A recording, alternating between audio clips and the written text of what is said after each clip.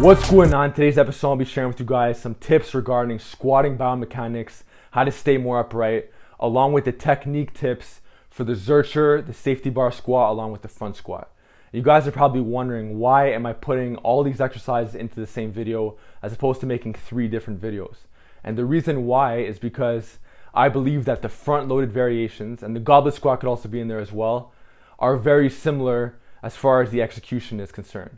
So that's why I put them all in the same video, which you'll see very shortly. So on another note, I'll also be sharing with you guys some drills that you could do as prep work before you're squatting or even between sets. But I'd recommend you mostly do it before squatting. This will definitely help you stay a lot more upright during these movements.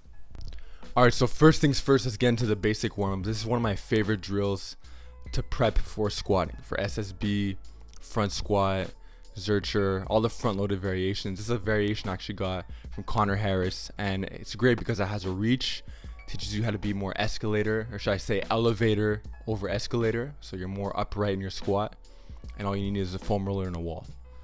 Another great drill regarding the whole posterior rib cage expansion is this. I like to call this standing all fours, because basically an all fours drill, except you're just standing up. And what I like about this is that if you were to put your hand on my upper back, you'd feel that it'd be pushing your hand away. And what the posterior rib cage expansion does is it shifts my body weight more back onto my heels, so I'm less forward, I'm less extended, and I could feel my heels, aka feel more hamstrings.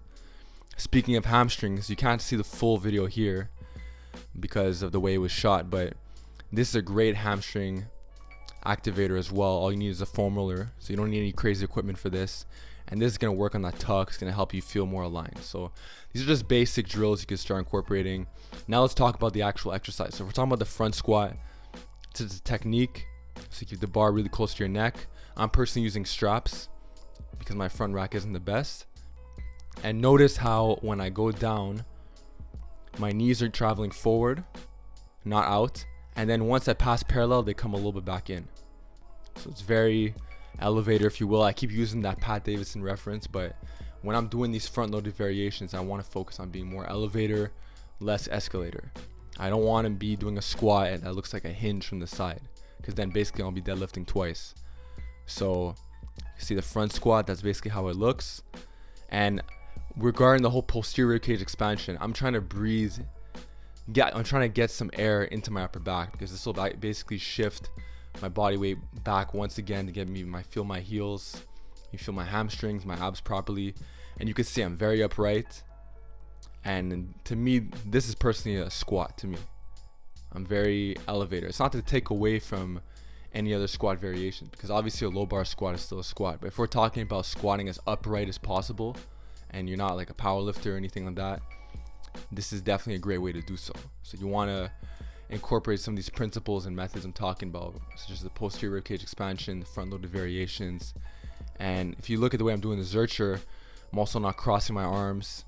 It's not the end of the world if you cross your arms either, but that's personally how I like to do it, with the supinated position, because I'm taking what I don't usually have, which most squatting variations you don't have a supinated hand position, so you could take advantage of that.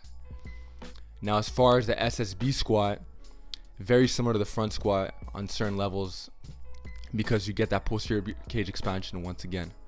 Now if you look at my knees, they're traveling forward and they'll travel a little bit back once I pass parallel, and I'll come straight up.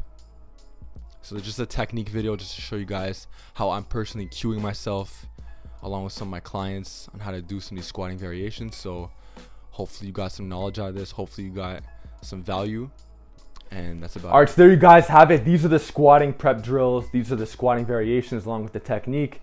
This is how I cue them. This is how I coach them. This is how I personally do them myself. So let me know in the comment section below if you happen to learn anything. Let me know if you've already been doing this to begin with. And with that being said, I'll see you guys in the next episode.